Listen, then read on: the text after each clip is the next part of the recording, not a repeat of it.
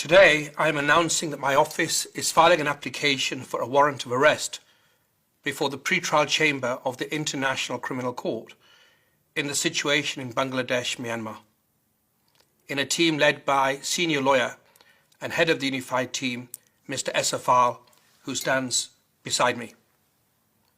Since the 14th of November 2019, my office has been investigating alleged crimes committed during the 2016 and 2017 waves of violence in Rakhine State, Myanmar, and the subsequent exodus of Rohingya from Myanmar into Bangladesh.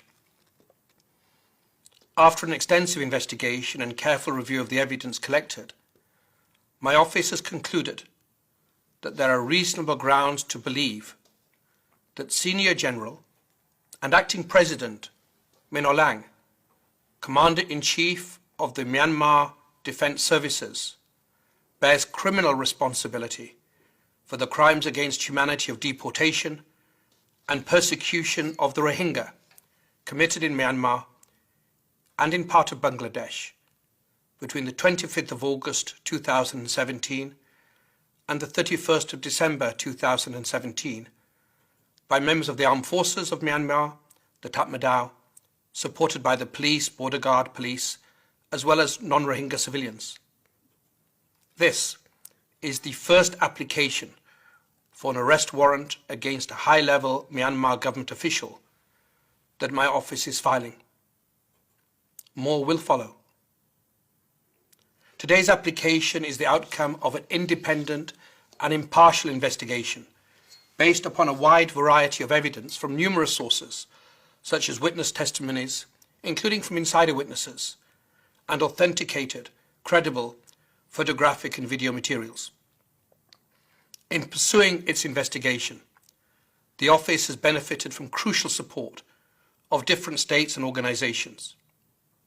In particular, the cooperation, the confidence, and the steadfast commitment from the Rohingya community, the support of the government of Bangladesh, excellent cooperation from the United Nations Independent Investigative Mechanism for Myanmar, and civil society partners have all been essential to advancing this investigation. And I wish to express my deep and indeed most profound gratitude to members of the Rohingya community. More than 1 million Rohingya have had to flee violence in Myanmar. We are extremely grateful to those who have provided testimony and support to my office, those that have shared their stories, those that have given us information and material. In my visits to the Kutupalong refugee camp in Cox's Bazar over the last 2 years, I have met myself with Rohingya women who have spoken with clarity and purpose about the need for accountability. I've sat with youth activists who want to play their own role in seeking justice.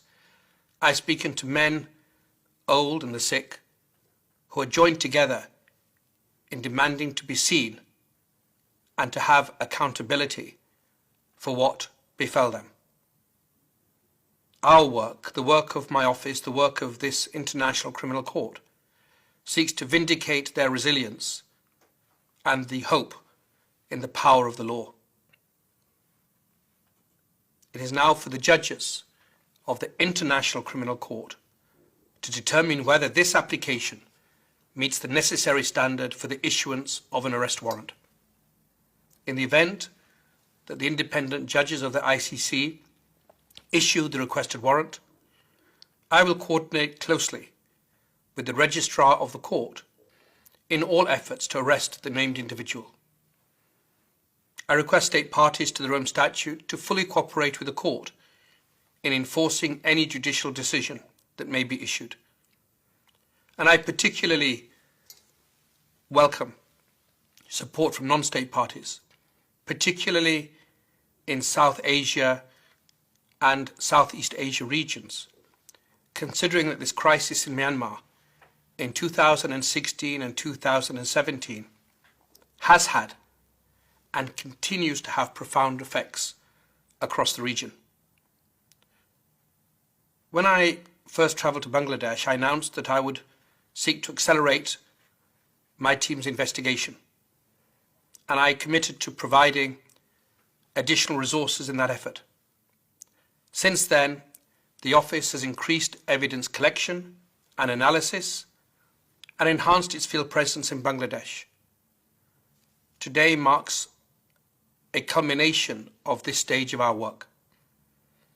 We will continue to focus in the coming weeks and months as we seek to submit additional applications in this situation.